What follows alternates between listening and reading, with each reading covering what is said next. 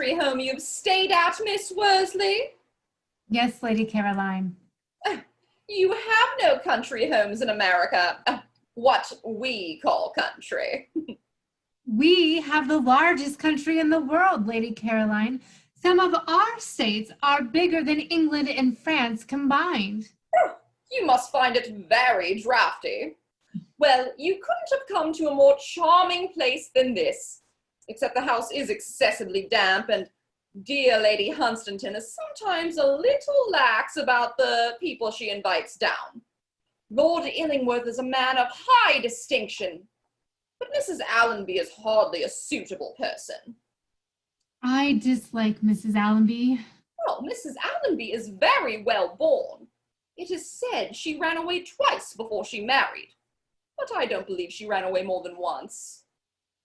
Mr. Arbuthnot is charming. Ah, yes, the young man who has a post in a bank. I am not sure Jane is right in taking him out of his position. In my young days, one never met anyone in society who worked for their living. In America, those are the people we respect most.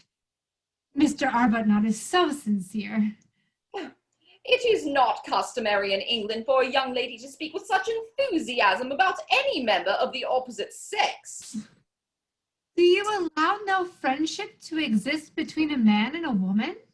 We think it inadvisable. Jane, what a pleasant party you have asked us to meet tonight. You have a wonderful power of selection. Oh, Caroline, how kind. I really do think that we fit very nicely together. Lady Hunstanton, Lord Illingworth has just offered to make me his secretary. Oh, brilliant future for you, Gerald. Your mother will be delighted. Do you think we can try and induce her to come over here tonight? Do you think she would? She would if she knew Lord Illingworth had made me such an offer. Will you ask her? That is a wonderful opening, Mr. Arbuthnot. It is indeed, Lady Caroline. You have not yet congratulated me, Miss Worsley. Are you very pleased about it? I am. It means everything to me. Things that were out of reach before may be within my reach now. Will you come for a stroll, Miss Worsley? With pleasure. I am so pleased Lord Illingworth made the offer without my having to suggest anything. Well, dear, did you like the park? The trees were wonderful. If I lived in the country for 6 months, I should become so unsophisticated that no one would take the slightest notice of me. The country does not have that effect at all. Why, it was only 2 miles from here that Lady Belton eloped with Lord Feathersdale. Oh, to elope is cowardly. It's running away from danger, and danger has become so rare in modern life. As far as I can tell, the young ladies of the present seem to always be playing with fire. The one advantage of playing with fire is that one never gets singed. It is the ones that don't know how to play with fire that get burned. I see that. It's very, very helpful. I don't know how the world would get on with such a theory. The world was made for men and not for women. Oh, don't say that, Lady Stutfield. We have had a much better time than they have. Far more things are forbidden to us than as to them. True. I had not thought of it that way. Now, Miss Calville, have you got through all your work? I have finished my writing for the day. It has been an arduous task. What is it you're writing about, Miss Kelville? Purity. A very, very interesting thing to write about. It is the one subject of national importance. The poorer classes of this country display a marked desire for a higher ethical standard. Are you in favor of women taking part in politics, Miss Kelville? The growing influence of women is the one reassuring thing in political life. Women are always on the side of morality, public and private. It's so very, very gratifying to hear you say that. Well, I don't believe Lord Illingworth totally values the moral qualities of women as he should. The world says Lord Illingworth is very, very wicked. What world says that, Lady Stutfield? It must be the next world. This world and I are on excellent terms. Everyone I know says you're very, very wicked. It's perfectly monstrous the way people go around saying things behind one's back that are true. Gerald has told us of his good fortune. I took a liking to young Arbuthnot the moment I met him. He'll be of considerable use to me. Oh, his mother is one of my dearest friends. He has gone for a walk with the American. She's very pretty, is she not? Oh, far too pretty. These Americans carry off all the good matches. Why can't they stay in their own country? They are always telling us it is the paradise of women. It is, Lady Caroline. That is why, like Eve, they're so very anxious to get out of it. Who are Miss Worsley's parents? Oh, Miss Worsley is an orphan. Her father was a millionaire philanthropist who entertained my son when he visited Boston. I don't know how he originally made his money. I have high esteem for Miss Worsley. She dresses well. All Americans dress well. They get their clothes in Paris. They say when good Americans die, they go to Paris. Indeed. And when bad Americans die, where do they go? Oh, they go to America.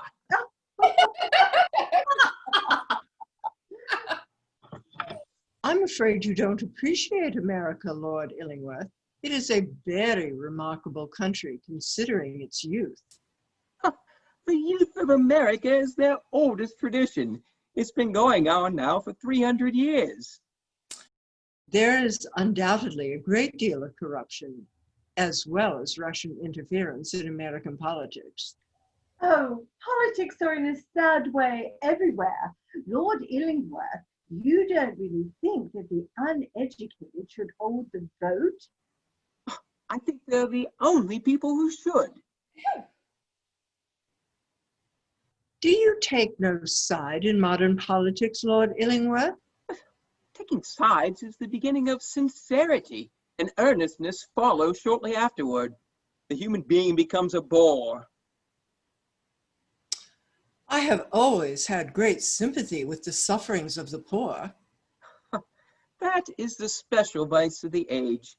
One should sympathize with the joy, the beauty, the color of life.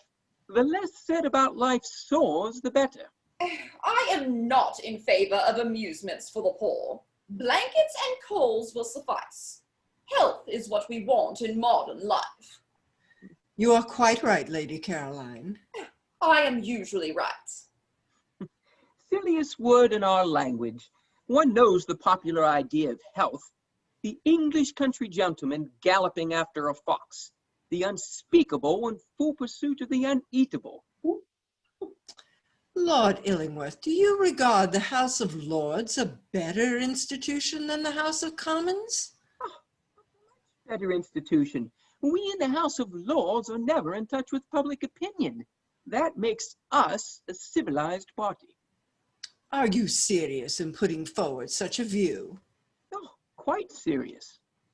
Oh, are you going, Mrs. Allenby? Just as far as the conservatory, Lord Illingworth tells me that there's an orchid there as beautiful as the 7 deadly sins. Oh, I should hope there's nothing of the kind. Oh, I will certainly speak to the gardener.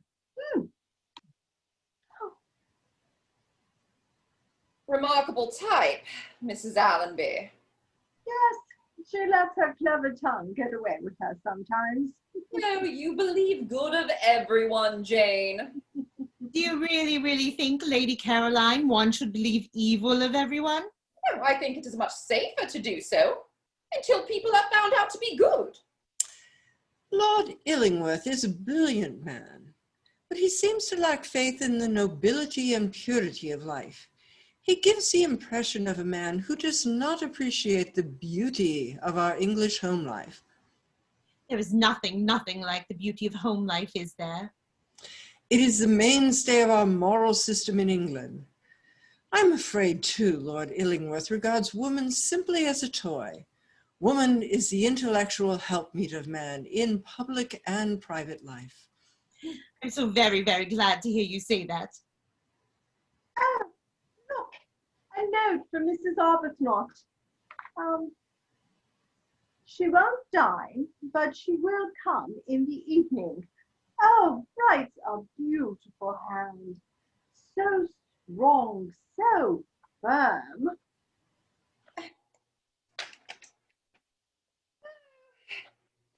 A little lacking in femininity, Jane.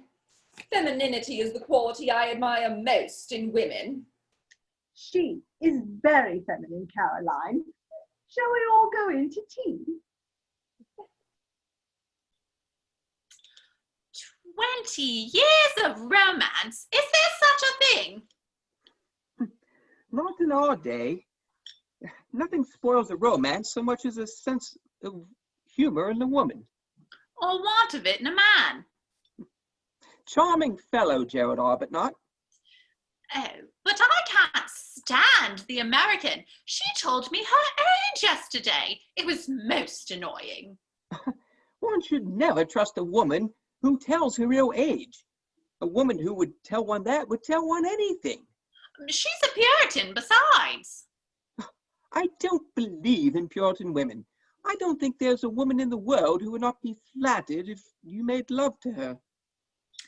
There's no woman in the world who would object to being kissed. Very few. Miss Worsley would not let you kiss her. What do you think she'd do if I kissed her? Either marry you or strike you across the face. What would you do if she struck you?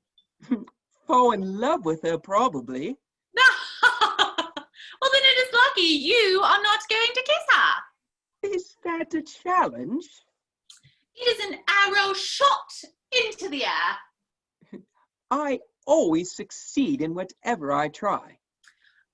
Lord Illingworth, there is one thing I shall always like you for. Only one? I have so many bad qualities. Oh, don't be too conceited about them. You may lose them as you grow old. What is the mysterious reason why you will always like me? You have never made love to me. I have never done anything else. Really? I hadn't noticed. How fortunate. It might have been a tragedy for both of us. We should have survived. One can survive everything nowadays, except death, and live down anything except a good reputation. Have you tried a good reputation? It is one of the many annoyances to which I have never been subjected. It may come. Why do you threaten me? I will tell you when you have kissed the Puritan. Shall we go into tea? What curious handwriting. It reminds me of the handwriting of a woman I know. A woman of no importance.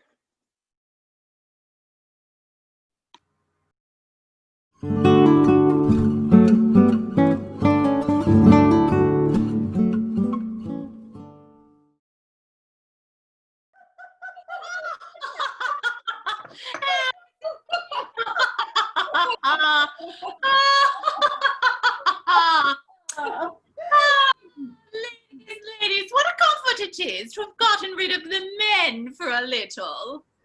Yes, men persecute us dreadfully, don't they? The wretches can be perfectly happy without us. That is why it is a woman's duty never to leave them alone except for a short breathing period after supper. Men are so very, very heartless. They know their power and use it. Oh, what stuff and nonsense all this about men is. The right thing to do is to put men in their proper place. But what is their proper place? Looking after their wives. And if they're not married? Oh, well, in that case, they should be married off very soon. It is remarkable the amount of bachelors going about in society. But if they are in love with someone who is tied to another? Well, in that case, they should be married off in a week to some plain, respectable girl to teach them not to meddle with other people's property. I'm told nowadays that bachelors live like married men and married men live like bachelors. I certainly never know one from the other. Notice a very, very sad expression in the eyes of many married men. I have noticed that they are horribly tedious when they are good husbands and abominably conceited when they are not. My husband is a sort of promissory note.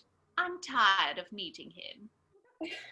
Oh, my dear, I do believe you're very happy in your married life, but you wish to hide your happiness from others. Oh, I was horribly deceived in Ernest. Oh, I hope not. His mother was a Stratton. Victoria Stratton. I remember her. A silly, fair-haired woman with no chin. Ernest has a chin, a very strong, square chin. I think a man should look very, very strong and his chin should be quite square. Then you should certainly know Ernest, but it is only fair to tell you beforehand that he has no conversation at all. I adore silent men. Ernest is not silent. He talks the whole time. What he talks about I don't know. I haven't listened in years. How sad that seems. But life is very, very sad, is it not? Life is simply a bad quarter of an hour made up of exquisite moments. Yes, there are moments, certainly. Was it something very, very wrong Mr. Allenby did? Did he become angry with you and say anything unkind? There is something positively brutal about the good temper of most modern men. Yes, men's good temper show they're not so sensitive as we are. Makes a great barrier between husband and wife. What was the wrong thing Mr. Allenby did? I will tell you if you solemnly promise to tell everyone else. Thank you, thank you. I shall make a point of repeating it. When Ernest and I were engaged, he swore to me that he had never loved another other than me before. Unfortunately, I made no inquiries until after we were married, and I learned that what he told me was true. That sort of thing makes a man just so uninteresting. Men always want to be a woman's first love, but we women have more subtle instincts. We want to be a man's last romance. Oh, yes, I can see that. It is very, very beautiful. You won't forgive your husband because he never loved anyone else? Women have become so highly educated, nothing should surprise us nowadays. Well, except happy marriages. Oh, marriages are ruined nowadays by the common sense of the husband than by anything else. How can a woman be expected to be happy when he treats her as if she is a perfectly rational being? Yes, the common sense of husbands is certainly most trying. Do tell me your concept of the ideal husband. Oh, the ideal husband! Oh, the ideal husband? There could not be such a thing. That institution is wrong. The ideal man, then, in his relation to us. Oh, the ideal man? The ideal man should talk to us as if we are goddesses. He should refuse our serious requests and gratify only our whims. He should always mean much more than he says, and says much more than he means. Oh, my dear, how clever you are. You never mean a single word you say. Thank you, thank you. It has been quite entrancing. Oh, I must try and remember it all. Oh, men are so terribly exacting, are they not? Ah, that makes no matter. One should never surrender. Not even to the ideal man? Certainly not to him, unless one wants to grow tired of him. Oh, I see that. It is very helpful. Oh dear, I forgot the American has been in the room all this time. This clever talk probably shocked her. I better go and speak to her. Dear Miss Worsley, how quiet you have been in your corner. Have you been reading a book? No, I've been listening to the conversation. Oh, you mustn't believe everything that was said, my dear. No, I don't believe any of it. I couldn't believe women would hold these kinds of views on life like I've heard here tonight. Well, I hear you have such pleasant society in America. There are cliques in America as elsewhere, Lady Huntington, but true American society consists of good men and good women. What a sensible system. Here in England, we have so many artificial social barriers that we don't get to mingle as much as we should with the middle and lower classes. In America, there are no lower classes. There are a great many things you haven't got in America, I am told, Miss Worsley. They say you have no ruins and no curiosities. The English aristocracy provide us with our curiosities. They come over every summer and propose to us the day after they land. As for ruins, we are trying to build life on a better basis than it rests here in England. Love beauty, but of the unforeseen beauty of life, you know nothing. To me, the English society seems shallow, selfish, foolish. Why, Miss Worsley, I thought you liked English society. You were such a success in it. I forget what Lord Henry Weston said of you, but it was most complimentary. Lord Henry Weston, a man with a hideous smile and a hideous past. What of those whose ruin are due to him? If you saw them in the street, you would turn your head away. You are unjust to women in England, and until you see what is a shame in a woman to be infamy in a man, you will always be unjust. Why, Mrs. Arbuthnot, I'm so pleased you've come. Lady Huntington, you didn't tell me you had a party. Oh, just a few guests staying at the house. Mrs. Arbuthnot, Lady Caroline Pontefract, Lady Studfield, Mrs. Allenby, and my American friend, Miss Worsley, who has just been telling us how wicked we all are. You think I spoke too strongly? No, there was some truth in what you said. I think the only point where you were a little hard was about Lady Caroline's brother, Lord Henry. He really is such good company. Lady Caroline, I'm sorry. I didn't know he was your brother. Oh, Miss Worsley, the only part of your little speech with which I thoroughly agreed was the part about my brother. I regard Henry as absolutely infamous. But he is very good company. He has one of the best chefs in London. Come, Miss Worsley, make friends with Mrs. Arbuthnot. Shall we go on to the terrace?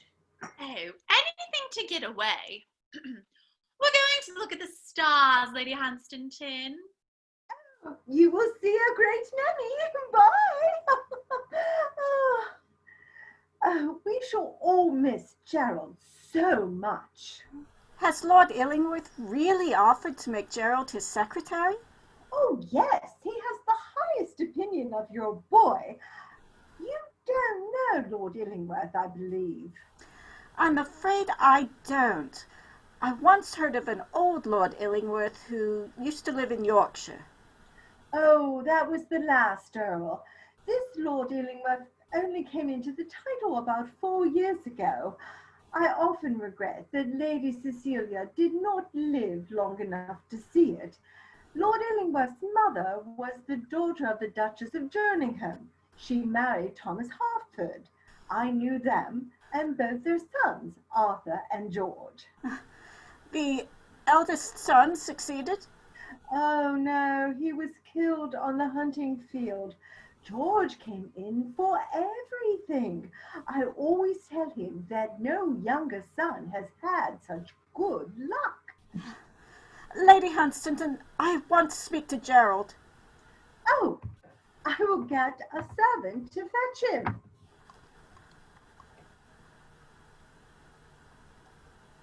When I knew Lord Illingworth as plain George Harford, he was simply a brilliant young man about town.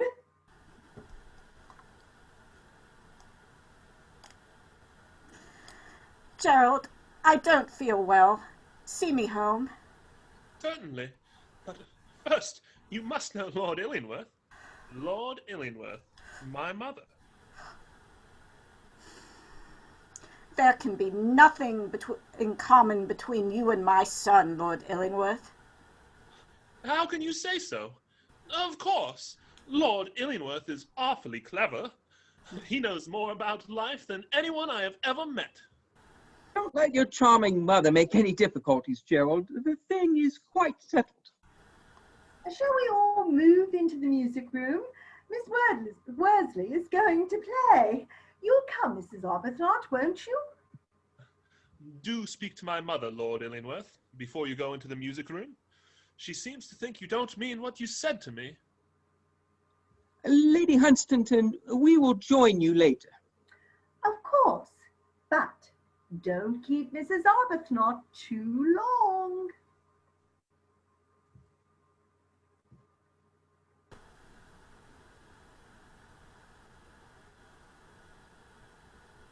So, that is our son, Rachel. Oh, he's a Harford, every inch of him. Why Arbuthnot? One name is as good as another to one who has no right to any. I suppose so, but why Gerald? After a man whose heart I broke, my father. Rachel, I am pleased with our boy. I thought my life was complete. It was not. It lacked a son. I am pleased I found him. You have no right to claim him. Rachel, you've had him to yourself for over 20 years. Why not let me have him for a little while? He's quite as much mine as yours. Are you talking of the child you abandoned? A child who might have died of hunger and want? You forget, Rachel, it was you who left me, not I who left you. You refused to give the child a name. I implored you to marry me. I was 21. When a man is old enough to do wrong, he should be old enough to do right. And as for saying I left our child to starve, that is untrue. My mother offered you $600 a year. You wouldn't take anything. You just disappeared. I wouldn't have accepted a cent from her. Your father told you it was your duty to marry me. Oh, duty is what one expects from others. It is not what one does for oneself. Of course, I was influenced by my mother. Every man is when he is young. I'm glad to hear you say so. Do you think I would allow my son to go away with the man who spoiled my youth? Rachel, I think Gerald's future considerably more important than your past. Look at what is best for our son. What is our son at present? An underpaid clerk in a small provincial bank. He is thoroughly discontented. He was not discontented till he met you. Of course, I made him so. Discontent is the first step in the progress of a man. But I didn't leave him with a mere longing to get things that he could not get. I made him an offer that he jumped at. And now you propose to ruin his career. If I were a perfect stranger, you would allow Gerald to go off with me. But as he's my own flesh and blood, you won't. I will not allow him to go. How can you prevent it? What excuse can you give him for making him decline such an offer? Well, you dare not tell him, you know that. Look at how you brought him up. I brought him up to be a good man. Quite so. What is the result? You educated him to be your judge if he finds you out. Don't be deceived, Rachel. Children begin by loving their parents. After a time, they judge them. Rarely do they forgive them. Don't take my son away from me. I've had only one thing to love and one thing to love me. You have had a life of pleasure and success. Your meeting us was a horrible mistake. Forget it. Rachel, you are not necessary to Gerald's career. I am. He has a right to decide for himself. Well, Mother, I hope you have settled it with Lord Illingworth. Your mother seems to not like your coming with me. I thought you were happy here. I didn't know you were anxious to leave. I have been very happy, but a man can't stay always with his mother. I thought you would be proud to see me Lord Illingworth's secretary. But you have no qualifications. I surely am the best judge. Your son has all the qualifications I'd hoped for. Have you any other reason why you don't wish your son to accept this post? I have no other reason. Then, my boy, we may look upon the thing as settled. Come, join me. Mrs. Arbuthnot, I think you have acted very wisely.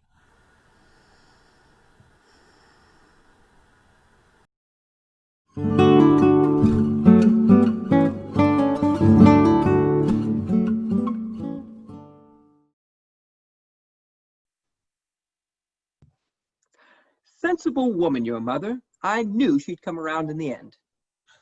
My mother doesn't think I am educated enough to be your secretary.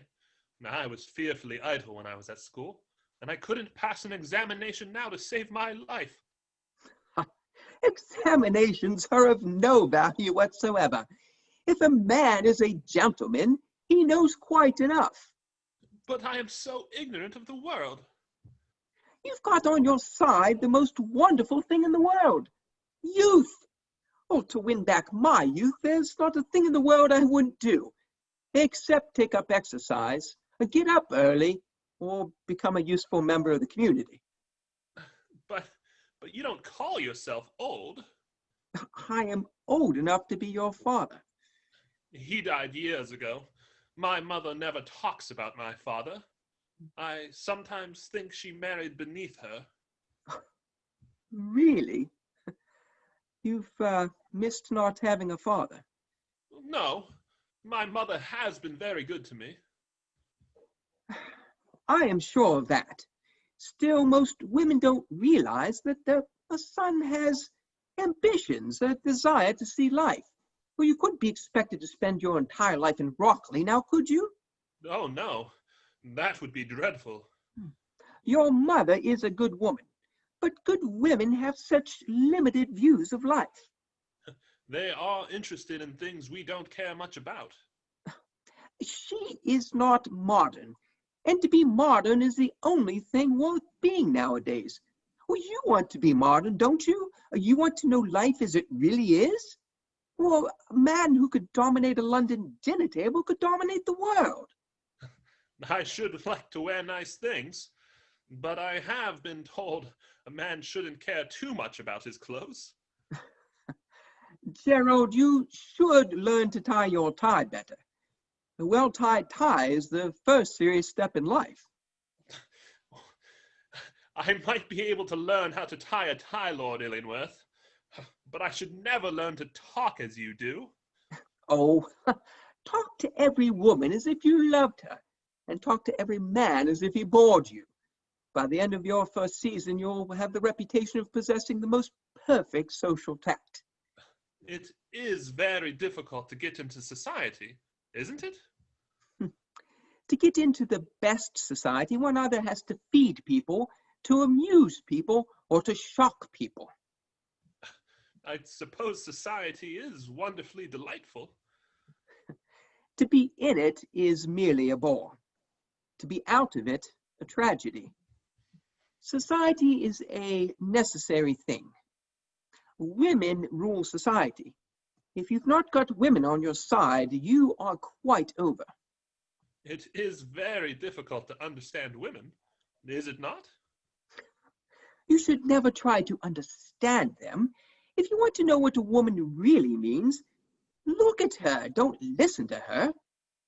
But women are awfully clever, aren't they?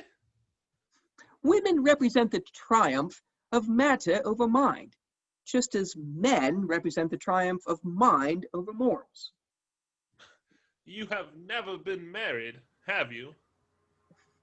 Men marry because they are tired. Women because they are curious. Both are disappointed. But don't you think one can be happy when one is married? Oh, perfectly happy, but the happiness of a married man depends upon the people he has not married. But if one is in love? One should always be in love. That is the reason one should never marry. Here you are, Lord Illingworth. I suppose you've been telling Gerald a great deal of good advice. I have been giving him the best advice. Oh, I'm so sorry I was not here to listen to it. But then I suppose I'm too old now to learn. Oh, oh Mrs. Arbuthnot, come and join us. I was explaining to Gerald that the world has always laughed at its own tragedies, that being the only way in which it has been able to bear them. I am quite out of my depth. I usually am when Lord Illingworth is saying anything. You and I, Mrs. Arbuthnot, are behind the age. We can't follow Lord Illingworth. I should be sorry to follow Lord Illingworth in any of his opinions. You are quite right. It doesn't do to give men much attention. We have been waiting in the music room, Lady Hunstanton. The music room? Oh, I thought it was the yellow drawing room. Oh, my memory is becoming so defective. Ah, Lady Stutfield, what was Miss Kelville talking to you about? Bimetallism, as well as I can remember. Bimetallism? Is that quite a nice subject? Oh, everyone discusses everything nowadays so freely. The world is divided into two classes, those who believe the incredible and those who do the improbable. Like yourself. Yes, I am always astonishing myself. I've been discovering all kinds of beautiful qualities in my own nature. Ah, don't become perfect all at once. Do it gradually. I don't intend to become perfect at all. Women love us for our imperfections. If we have enough of them, they will forgive us everything. There are many things women should never forgive. What things? The ruin of another woman's life. Oh, those things are very sad. I think, on the whole, the secret to life is to take things very easily. The secret of life is to never have an emotion that is unbecoming. The secret of life is to appreciate the pleasure of being terribly, terribly deceived. There is no secret of life. Life's aim is to always be looking for temptations. I sometimes pass a whole day without coming across one. It makes one very nervous about the future. I don't know how it is, Lord Illingworth, but everything you said today seems immoral. all thought is immoral, its very essence is destruction. If you think of anything, you kill it. Nothing survives being thought of. I don't understand a word. Personally, I'm not in favor of women thinking too much. Moderation is a fatal thing. Nothing succeeds like excess. I hope I remember that, but I'm beginning to forget everything. It's a great misfortune. It is one of your most fascinating qualities. Memory in a woman is the beginning of dowdiness. How charming you are. You have such comforting views of life, but I must go. There's the beautiful moon tonight. Let us go look at it. To look at anything that is inconstant is charming.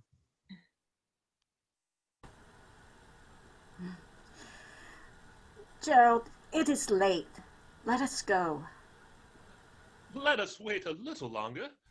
I have a surprise for you. We are starting for India at the end of this month. Let us go. I must bid goodbye to Lord Illingworth first. I'll be back in 5 minutes. What a lovely night, Mrs. Arbuthnot. Is it? I do wish you'd let us be friends. You are so different than the other women I've met here. When you walked in this evening, you brought with you a sense of what is good in this life. I was foolish. There are things that are right to say, but can be said to the wrong people and at the wrong time. I heard what you said. I agreed with it. I didn't know you heard, but I knew you'd agree. A woman who has sinned should be punished, should she not? Yes. And she shouldn't be allowed into the society of good men and women. She should not.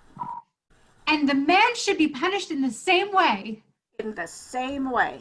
And the children, if there are any, in the same way too? Yes! You are distressed about your son. Yes.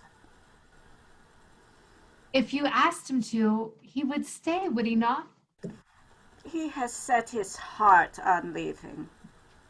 He couldn't refuse you anything. Let me send him in to you. He's with Lord Illingworth. I heard them laughing when I walked in from the music room. Mother, I have kept you waiting. I forgot all about it. I am so happy tonight. At the prospect of leaving? No, I am sorry to leave you. You are the best mother in the world. But I'm ambitious.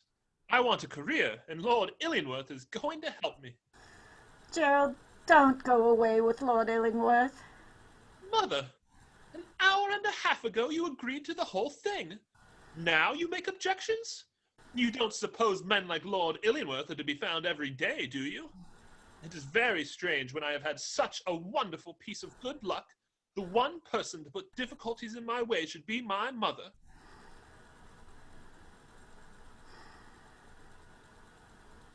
I love Hester Worsley. If I had a position, I could ask Hester to be my wife. I fear you need have no hopes of Miss Worsley. Then I have my ambition. You told me success is not worth having and society is shallow. Well, I don't believe it. I think success is worth having.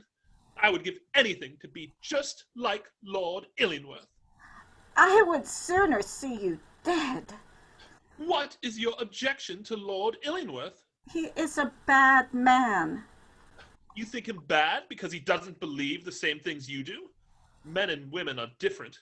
It is natural they should have different views. It is not what Lord Illingworth believes or does not believe. It is what he is. Tell me what Lord Illingworth did. If he did anything shameful, I will not go away with him. Gerald, there was a girl once. George Harford, that was Lord Illingworth's name then. made this girl love him so much she left her father's house. He promised to marry her. He put the marriage off. Before her child was born, she implored him to marry her. He refused. She left, taking the child. Her life was ruined. That is why Lord Illingworth is a bad man. It all sounds very tragic. But I dare say the girl was just as much at fault as Lord Illingworth. After all, would a nice girl go away with a man to whom she was not married and live with him as his wife? Gerald, I withdraw all my objections. Go away with Lord Illingworth when and where you choose. You are the best. I knew you wouldn't stand in my way. As for Lord Illingworth, well, I don't believe he is capable of anything infamous. Let me go. Let me go. Save me. Save me from him. He's insulted me. Who? Who has dared? Lord Illingworth! You have insulted the woman I love! I will kill you! No! Stop, Gerald! He is your father!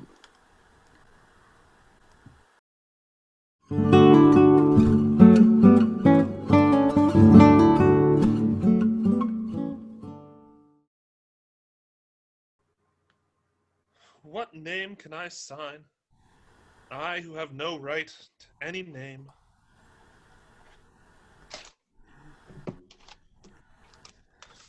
I have just written to my father to tell him to come here at 4 o'clock this afternoon. Gerald, if you are going away with Lord Illingworth, go. But don't ask me to meet him. Nothing in the world would induce me to go away with Lord Illingworth. I have written to tell him he must marry you. Marry me? The wrong done you must be repaired. I will not marry Lord Illingworth. It is for your sake I am talking, not mine. I will not marry him. There's no atonement possible. I am disgraced, he is not. It is the usual history between a man and a woman. It does not wipe away the past, but at least it makes the future better. I refuse to marry Lord Illingworth. If he came to tell you himself and asked you to be his wife, you would give him a different answer. Remember, he is my father. If he came himself, which he will not do, my answer would be the same. And remember, I am your mother. I can't understand why you won't look at this from the right point of view. My wrongs are my own, and I will bear them alone. I implore you to do what I ask. What son has ever asked his mother to make so hideous a sacrifice? None! Well, what mother has ever refused to marry the father of her own child? None! Let me be the first. How could I swear to love the man I loathe? Marriage is for people who love each other. I don't understand you. Men don't understand what mothers are. I am no different from other women, except in the wrong done me and the wrong I have done. I never repented of my sin. How could I, when you were its fruit? I didn't know you loved me so much. But I can't help it. You must become my father's wife. No, no, you shall not. That would be real dishonor, true disgrace. Leave him. There are other countries than England. The world is wide and big. No, not for me. Have we both not loved him? Hester, You cannot love me unless you love her also. Hester, what shall I do? Ask your heart, not mine. I've never had a mother to love or save.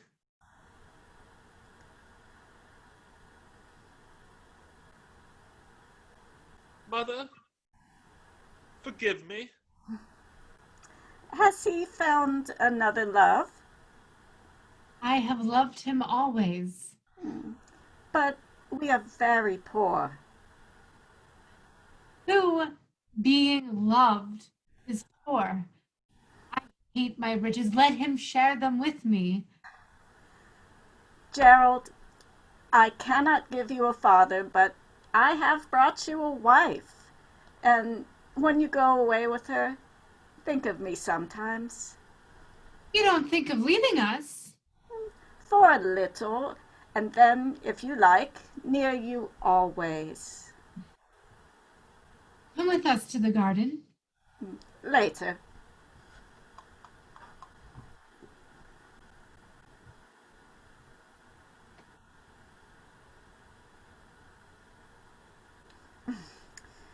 You must leave.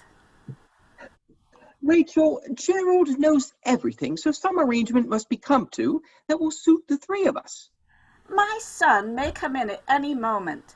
I saved you last night. I may not be able to save you again. Last night was unfortunate. That silly Puritan girl making a scene because I wanted to kiss her. What harm is there in a kiss? A kiss may ruin a life. I know that well. What is of importance today is our son. I admired his conduct last night. He took up the cudgels for that pretty prude with wonderful promptitude. He's just what I would have wanted a son of mine to be. Now, what I propose is this. No proposition of yours interests me. According to our silly English laws, I can't legitimize Gerald, but I can leave him property. The Ashby, Harbour, and the house in St. James Square. What more could a gentleman require? Nothing, I am sure. The boy is to be with you for 6 months and with me for 6. You can have whatever allowance you like and live wherever you choose. As for your past, no one knows anything except Gerald and me. Well, there's the Puritan, but she doesn't count. And you need not be afraid that Gerald won't be my heir. You come too late. My son has no need of you. What do you mean? You are not necessary to Gerald's career. I don't understand you. Look into the garden. They love each other. We're safe from you, and we are going away. Where? We will not tell you, and if you find us, we will not know you. You have grown hard, Rachel. I was weak once. I have changed. I was young. We men know life too early. And we women know life too late. Rachel, I want my son. My money may be of no use to him now, but I want my son. Bring us together, Rachel. There is no room in my boy's life for you. Then why does he write to me? What letter is this? It is a letter he wrote this morning before he saw me. Give it to me. It belongs to me.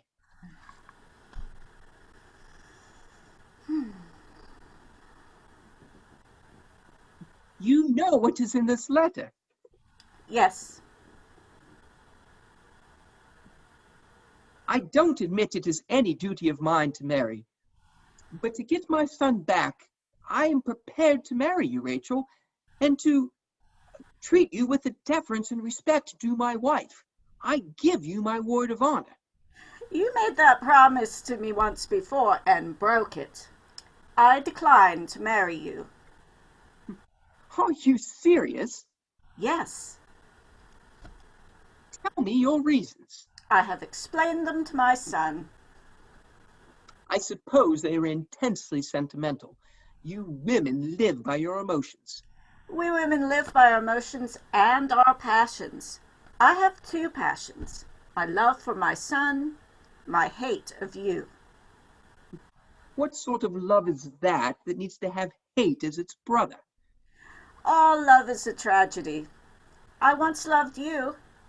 What a tragedy for a woman to have loved you. You refuse to marry me because you hate me.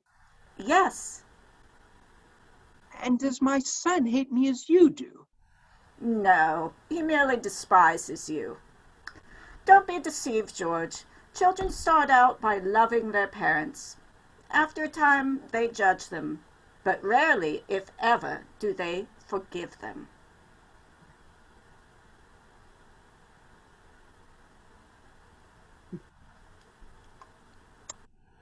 May I ask by what arguments you made the boy who wrote this passionate letter believe that you should not marry the father of your child? It was not I who made him see it. It was the Puritan.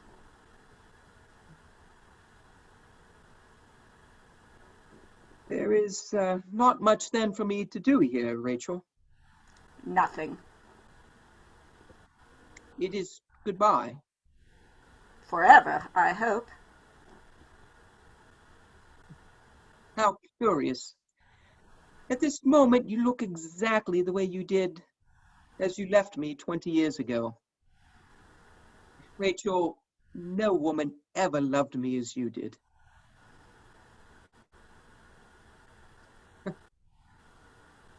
2:45. I must be strolling back. I don't suppose I shall never see you there again. I'm sorry. I really am.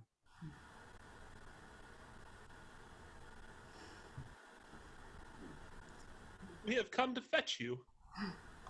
You have 2 children now. You'll let me be your daughter? Would you choose me for a mother? You, of all the women I've ever known. You've had a visitor. Who was it? No one in particular. Man of no importance.